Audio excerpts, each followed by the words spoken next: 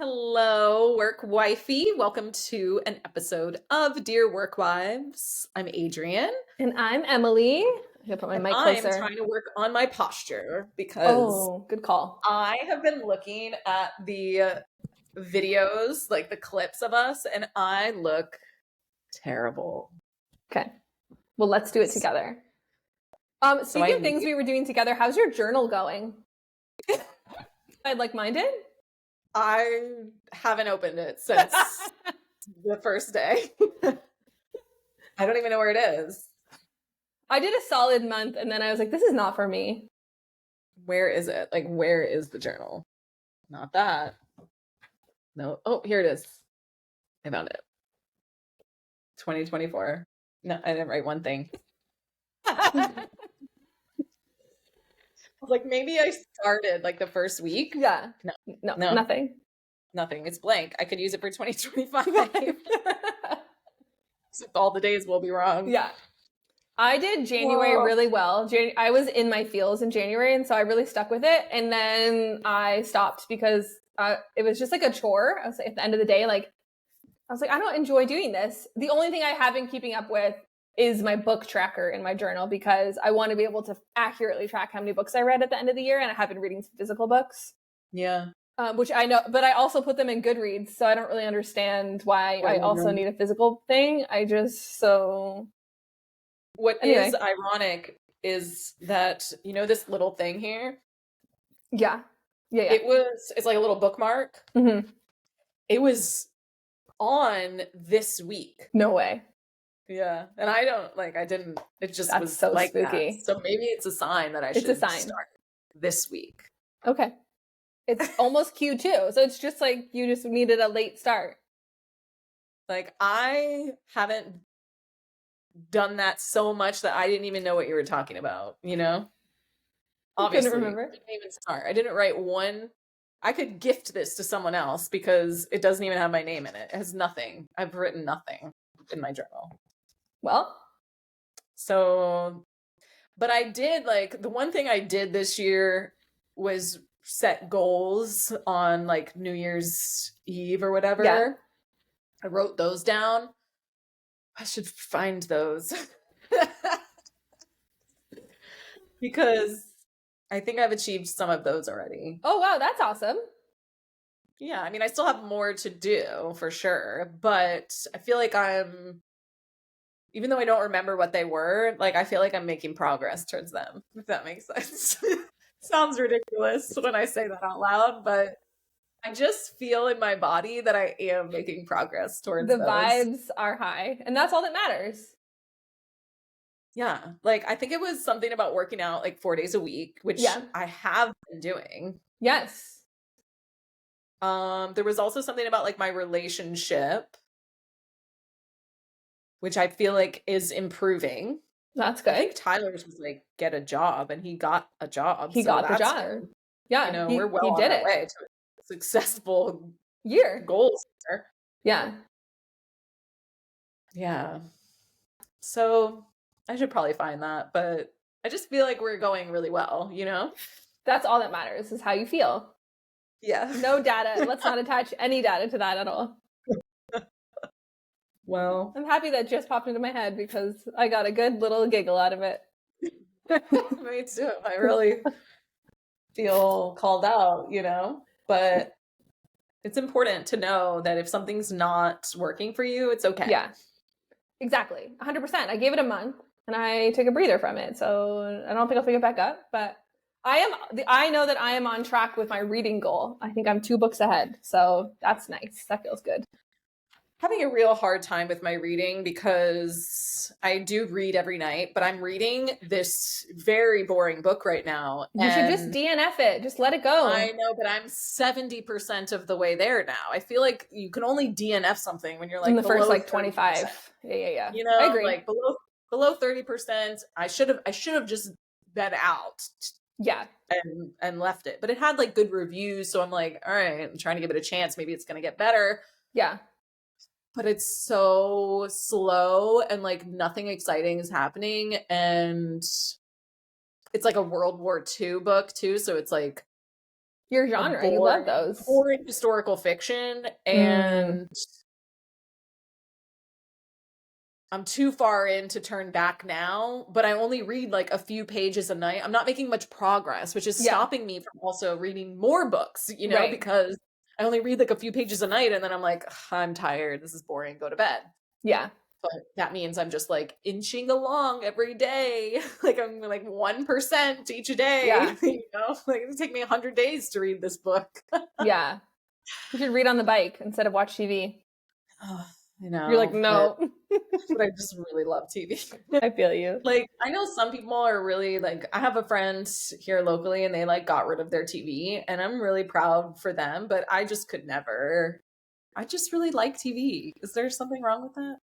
No, we watch sports for one, so we could never get rid of our TV. And like, no, to each their own, you know? I'm sure your Yeah. friend isn't being like, I'm better than you because I don't have a TV. It's No, just no, not no. something they use, you know? Yeah. I think everyone has different, and you're in the, I don't know, does she have young kids or do they have young kids? Yeah. Yeah. Yeah. Well, I mean, everyone has different ways they relax. Yeah. Like I really, really want to be a crafter, but the problem is that I also really like to read. So reading Mm, takes up all of my free time these days. So I don't watch like yeah. a ton of TV, but because also we only have one TV in the house and there's never a time when I'm alone and can watch TV without my husband or kids around. And the only TV I want to watch is Bravo. Trash. Trash, you know, and there's only so much trash James will watch. And I don't really want to watch like that type of trash with my kids around. I just don't think that they need, Yeah. it's just not No, I don't. necessary. Plus, there's some Yeah. cute shows we watch all together that we like to watch together. So we do that instead. Yeah. Like there's this No, really good obviously I don't series on watch any Netflix. of like my shows while my kids are around. It's really like either when I'm on the bike Yeah. or which is like, in the morning I'll watch Mhm. usually one show while I'm on the bike. Yeah. And then sometimes at night I'll watch one, maybe two, depending on how long the episodes are. Yeah. Um of like Love is Blind or a Bravo show, Yeah. or I just watched Buying Beverly Hills with Yeah. Mauricio because I Yeah. felt like it Yeah. was like a spin-off of, Of I Housewives. mean, it is kind of a It spin-off is. of Yeah. Real Housewives, right? So like I needed to watch so I could know the full story of everything that's going on his side too. Mm-hmm. I felt like 100%. it was important for me to do that research. Yeah, no, I agree. I saw a preview for it actually, and I was like, oh, I do need to watch this because it's essentially. And then I also saw someone tweet like a picture of a tweet on Instagram because I don't go on X, talking about how they didn't film for Real Housewives any of this divorce stuff because they were saving it for Buying Beverly Hills.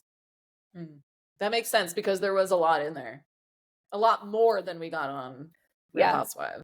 So I think it was also filmed a little later than yeah, the Real Housewives season, so it was like really what like happening. once it came out, now they're filming Buying Beverly Hills, and Yeah. I also just really like to look at like very expensive real estate and Same. see their commissions and dream of being a luxury real estate agent. And kick myself for not becoming a real estate agent. Although I don't think I could work those hours. They're always working. I know, but like if they sell one house, sometimes they get like $400,000. Yeah, I guess luxury ones. But I think like the everyday real estate agents like that live around here who are successful, No. they're always working.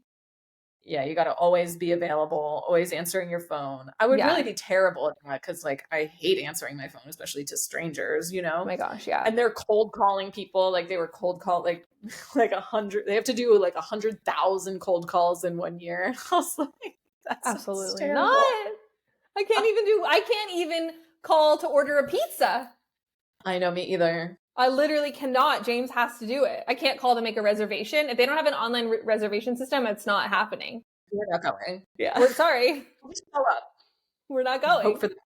Yeah. We'll go somewhere that does have online reservations because I can't call the person whose job relies on me calling them. No way.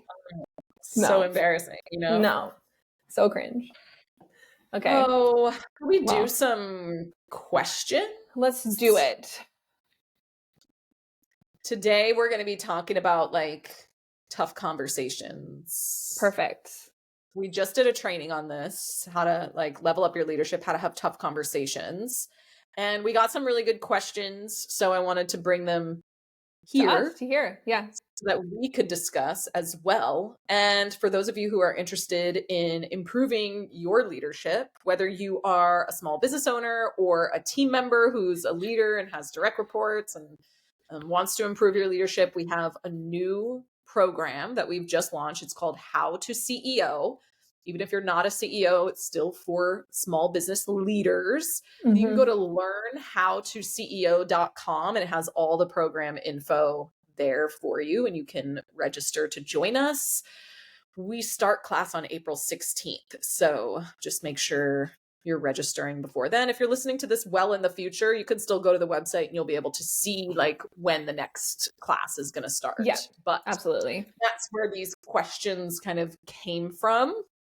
So, okay, first question. How not to lose it when people don't follow the policies, systems, and procedures that we have inside of our business. So, when I think about like losing it, I think about this conversation about leadership related to the thermometer and the thermostat, right? So like the thermostat is what you'd use to set the temperature, right? Yeah. And then that changes the temperature in the room. A thermometer just takes the temperature. Like, what is the temperature right now? And as leaders, like we really need to be the thermostats. Like we have to set the temperature in the room, and then other people will match that, right? Like they typically will be the thermometer. They're reading where we are and they're matching it. And so I think it's like, number one, I understand it's really frustrating when people don't follow policies, systems, procedures, but we can't just lose it, right? Like we have to take the time and like take a step back to like ground ourselves. So number one, like don't go into the conversation hot and heated, and you might need to give yourself a couple hours or even a day or two to be like, okay, let me compose myself so that I can have this conversation in a productive way, right? Yeah. Because if you can come see in through the rage, hot, yeah, if you're coming in hot and all you're seeing is like blind rage, then it's not going to be effective. You're just going to be seen as the bad guy, as the toxic leader, because in that moment you really are showing pretty toxic leadership, right? So take a moment, cool yourself down, and look at the facts. And one of our approaches is always like attack the process, not the person. And so if maybe there's also a reason why they're not following the process or the procedure. And so I would ask them, like, this is how I would approach it. I would say, tell me about, like, I know we have a process for X. Tell me about why, or like, tell me about this situation. Like I would use a specific example where they did not follow the policy or procedure.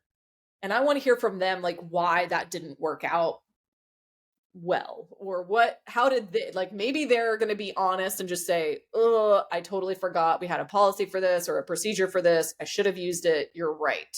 And that's going to be a reminder to them that, like, that's our expectation. We are holding you accountable to that, right? Mm-hmm.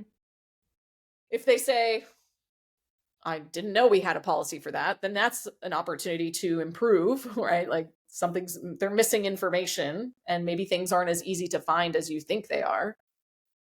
And if they say, well, I was going to do it, but the process sucks, or it's outdated, or it doesn't make sense, then that's an opportunity to improve the process or the procedure, whatever it is. Yeah, exactly. Your thoughts? I don't know. I mean, I have the same thoughts as you, which is a problem.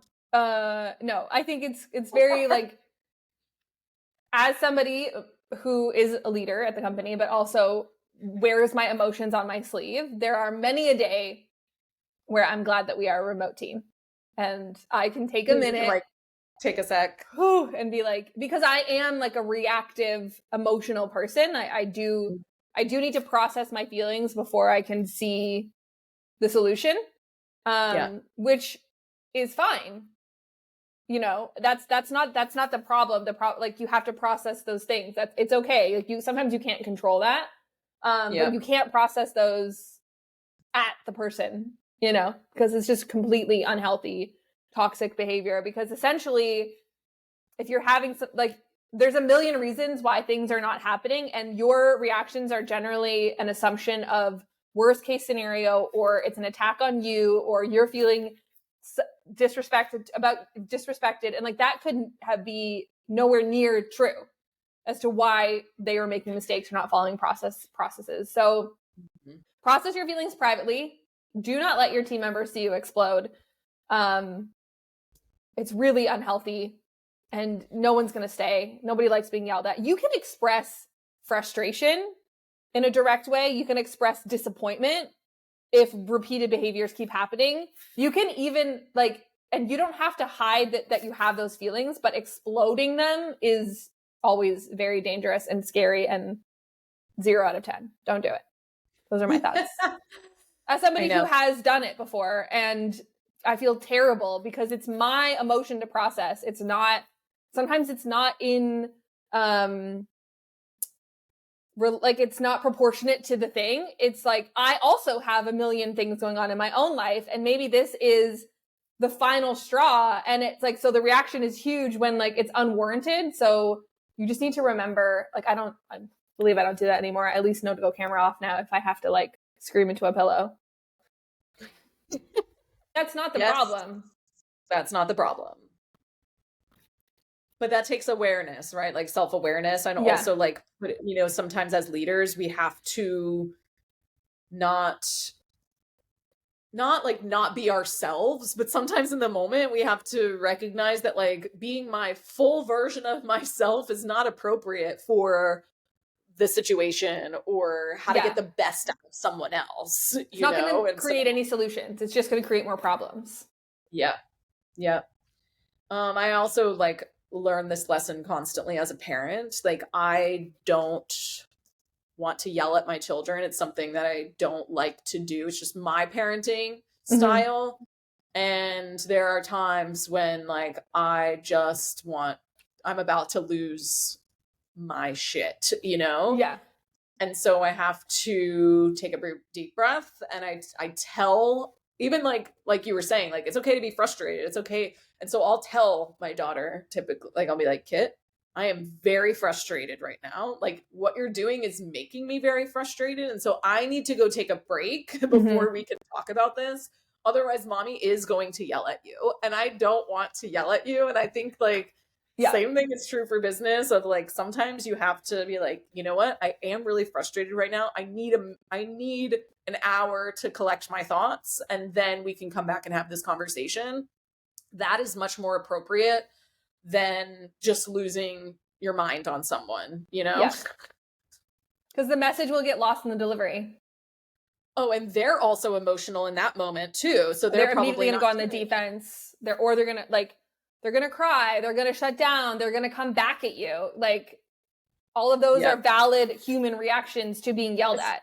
Yeah, especially because you're the thermostat, right? So they're matching it. Yeah. Right. So it's like, if that's not the reaction you want, or if you don't know how to handle those types of reactions from other people, you can't give them those responses, or you can't give them that energy to start with. The other day I was driving Kid home from dance, and she was already, like, testing me. At an 11. Yeah. She was at an 11. She was testing me, and she, like, was doing something. I bought her a smoothie. She was doing something with her smoothie, and, like, I'm like, please do not touch the smoothie. I do not want the smoothie, like, pouring out all over my car, right? My brand new luxury van. Luxury. I have never seen a van. This is like it was like a spaceship. Spaceship van. Okay, so I'm like, do not pour that on the carpet, okay? Do not. Close the lid. Do not pour it on the carpet. So, fine. But she's mad at me now because I corrected her from doing something. So she's, like, pouting in the back seat. All of a sudden, I feel something hit me while I'm driving. She threw a mini, you know, those, like, mini water bottles. Oh, yeah. She had gotten, like, a mini water bottle at one of our friends' had a birthday party this weekend and we were outside. They had like these mini water bottles. So she had one still in her cup holder and she straight up threw it at me while I was driving. And I remember like what initially came into my head was like, that's really dangerous, because I don't know if it was just my dad or everyone's dad of like, if you have a water bottle in your car, it could get stuck under the brake. Yeah. Like everyone like, so that's initial. So I lost it. I was like, that is not okay. Yeah. Like, she didn't say a word for the rest of the ride home. Like, I'm sure I terrified her because I was really yelling in that moment. But that to me was like a safety thing, right? So if there is a safety problem with your policies and procedures where someone does like, those are the reasons to like lose your mind, right? Because we're protecting someone. But other than that, like take a moment, take a breather, and calm, cool, and collected. Yeah. I don't think she'll ever throw another water bottle at me while we're driving. Oh my gosh, I can't even. She must have just completely shut down. Can you believe her? Like, I've never seen her act like that. I was like, you must be kidding that you just threw that up here. All right, next question. How do you have the hard conversation when you've already been putting it off and the worst of the behavior is in the past? It feels like punishing a dog for barking last week. I have some tough love for you, my friend. You can't do that. You cannot months later be like, remember months ago when you gave Sally attitude? You're getting written up for that. I'm sorry, you can't.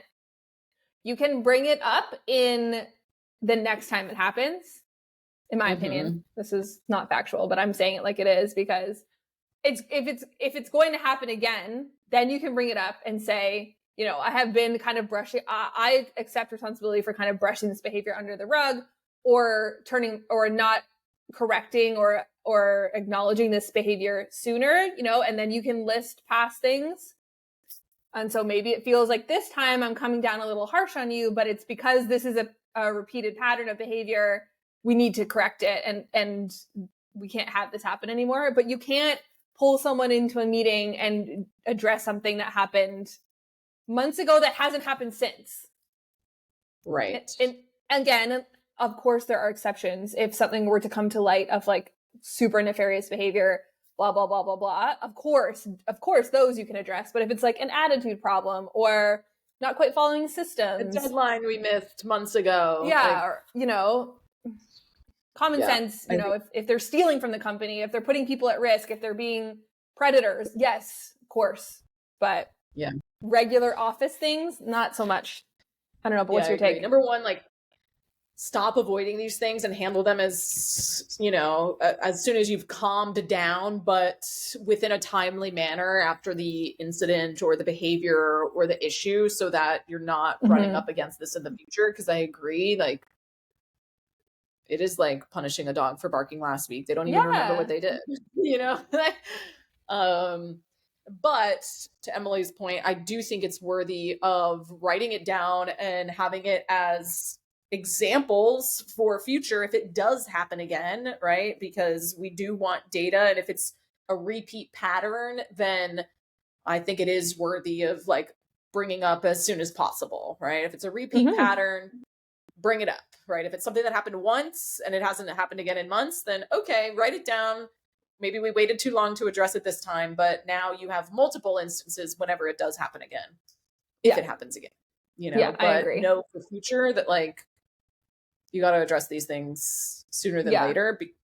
And the point of like having concrete examples is so that you can say like, this happened on this date, like this was the scenario, so that they remember and understand what's happening. So I think it's valuable to like still have those things, and that does make it easier to bring things up after the fact, especially if they're bothering you. Like if something, that's also another way to have that conversation, is saying like, I tried to just move past this, but it is actually really bothering me. And I think it's important that I address it, right? Yes. Even though it was last week or it was 3 weeks ago, I've realized that I can't move past it until we have a conversation.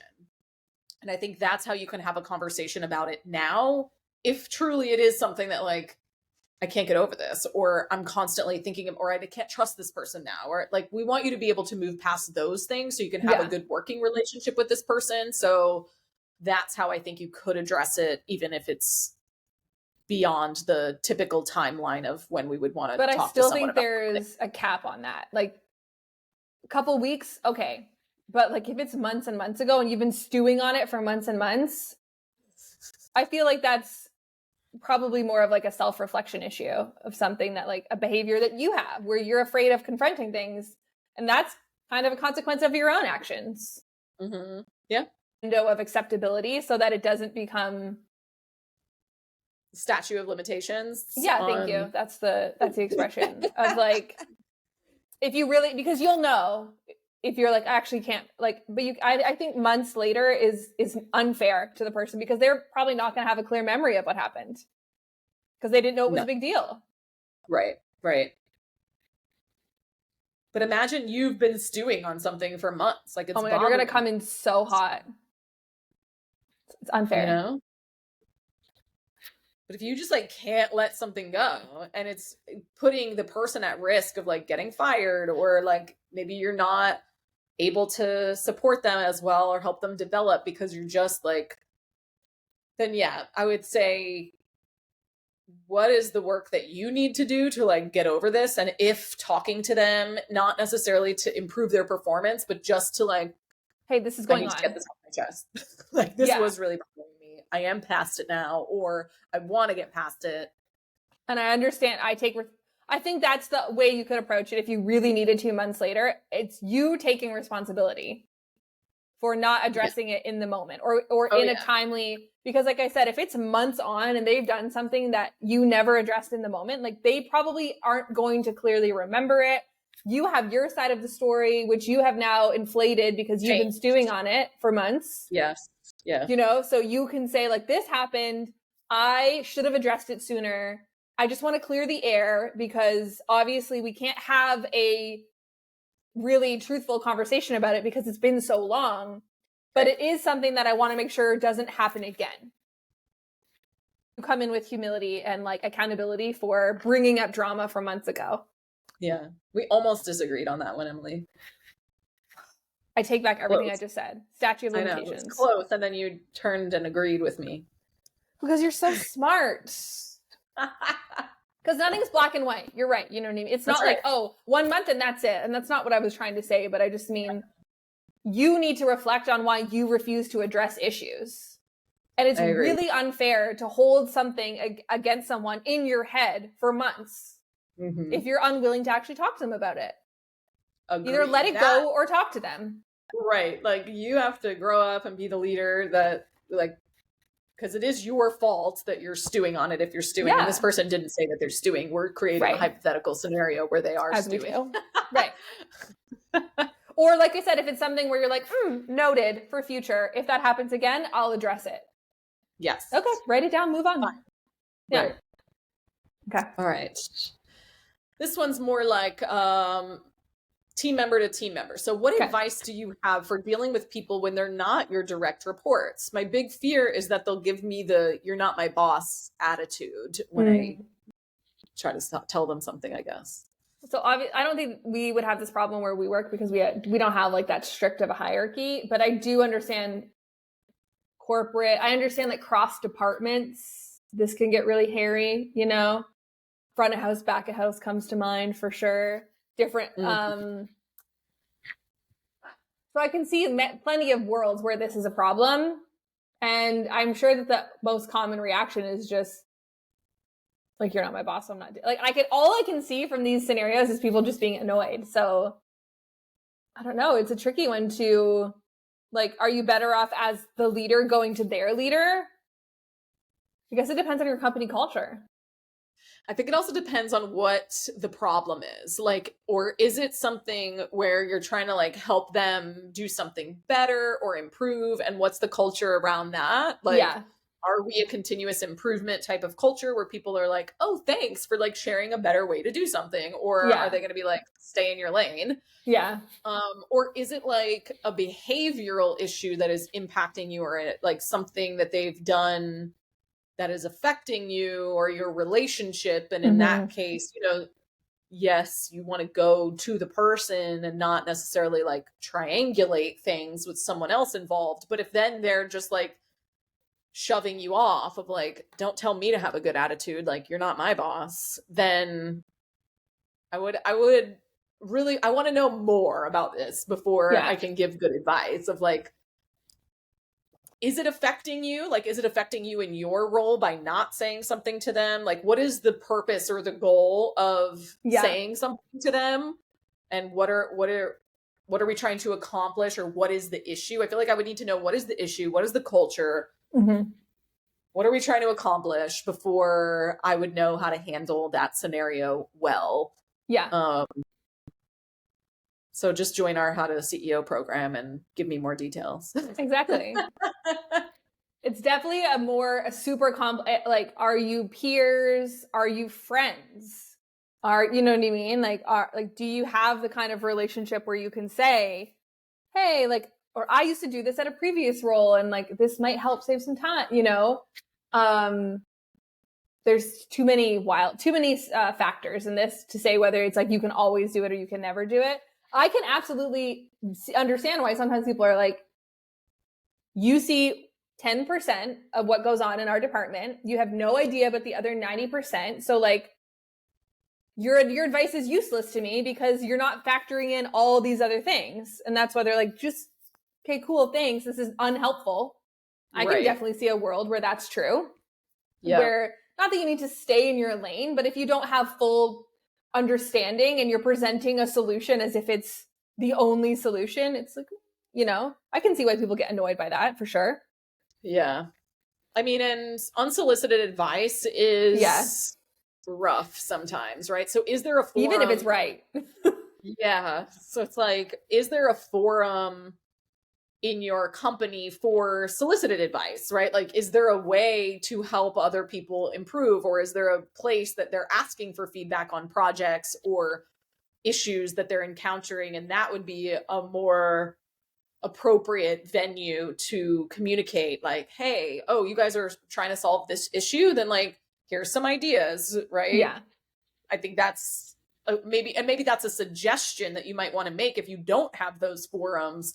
Maybe that's something that you could institute in your organization, because maybe other people in cross departments do have ideas that we can share, but we don't want to do it without, like you said, understanding the full scope, because it might not be helpful, or we may have already tried that. And now I'm spending, all this wasted time explaining to you that why that won't work. Yeah. When maybe there's a different vehicle or venue or forum that those types of things could be shared. Because like, are you just walking around giving unsolicited advice to people? Is there some, I just have a lot more questions than I do answers, Yeah. But inherently, I think if you have a strong culture of continuous improvement and collaboration, this "you're not my boss" thing doesn't really become an issue. The bigger the company, I think the more that this can become like, we're not even in the same department. You know what I mean? Or we don't work the same shift. So, or we have different strengths on our team. So like that, I can see where it gets more and more complex. And it's kind of like, because then essentially the little departments become little companies themselves, you know, and little ecosystems that they figure out how to work internally. So yeah. I think the other thing that just came up for me is, if you're constantly giving people negative feedback or feedback for improvement, but not pouring into them in a positive way, or a way that they know that you're friends and you care about them, then that's never going to go over well. It's never going to be well received, because all you're doing is criticizing them, or being critical of their work, or looking for things to poke holes in. Versus what you may not see is the work that a manager does to invest in that person beyond just being critical, right? Or looking for improvements. They are also hopefully taking the time to get to know this person and to recognize them for the positive things that they're doing. And so it's easier for them to receive feedback from someone who they know cares about them, understands their goals, understands what they're working towards, and what their strengths and weaknesses are. And so they have that self-awareness around those things, and then it's just easier received. So I think it's less about the hierarchy and more about the relationship with that individual. Like if you have that kind of relationship with an individual where they know you care about them and you're giving them recognition for the good things all the time and you're, invested in them as an individual, then it's going to be easier for you to give them some, constructive feedback and it be well received by them because they know you care about them. But if you're just only giving them the negative, then I could see how this would not go over well and I would not do it. Like I don't think it's the appropriate venue for that type of feedback. I think that sometimes managers and leaders are in place for a reason because you're not invested in this person the way that I am to be able to help them grow and develop, So maybe also just take about its business. Yeah. And we're also not saying like do the shit sandwich where you give feedback. No. It's like you're inherently encouraging them and giving them positive feedback. And then every so often you're going to have like some feedback it's not bad feedback, but it's like an area of improvement. But if that's all you're getting, no thank you. Bye, girl. Yeah, so that's why I think like you can give this type of feedback to a peer, to a colleague, if you have a culture and a relationship where you are like invested in them, caring about them. Yeah. They care about you. I know your goals. I know your level of self-awareness around your weaknesses. So I would just gauge that before so I think like, okay, I don't want you to feel like you have to be silent at work about things, but also you gotta read the room. You gotta read the room. I know your audience. Yeah. And be careful with your timing. Like if they're experiencing like, a project's not going well or they didn't hit their marks and you like, maybe it's not the time, don't pile on. Well, maybe if you tried this, it's like, well, maybe you shut your mouth. Yeah, that's the worst. Like, like I'm aware. I got it. Yeah. Like, I don't need a pile. We don't need a pile on, Yeah. That's never going to go over well for someone. Never. They're going to feel like attacked when they're already down. Yeah. So, yeah. Read the room. And we'll see you next Tuesday. But where can they go? They can go to learnhowtoceo.com. Learnhowtoceo.com. You can work with us. This is our first time we were, sharing this with our Dear Work Wives audience. You can work with us in the Learn How to CEO program. Whether you are a small business owner or a team leader within an organization, we would love to support you in improving your leadership, changing the way we work, so that we can create work cultures that don't suck, right? Yeah. And that is what we're doing. And if you are a team lead, we even have like a template of a letter that you can share with your your boss to try to help encourage the investment in the program. Like we are really supportive of this. Is definitely not just for business owners. It's absolutely for team leads, managers, all of those people. And like, we have I want to join this. I want my company to pay for it. Yeah. There's a letter in the FAQs. Yeah, you can use to send to them. So that hopefully that will help you out in that process. But you can go to learnhowtoceo.com. It's an 8-week program that we would love to support you in. And we'll see you next Tuesday if we don't see you on the inside of the program. Yes. All right. Bye.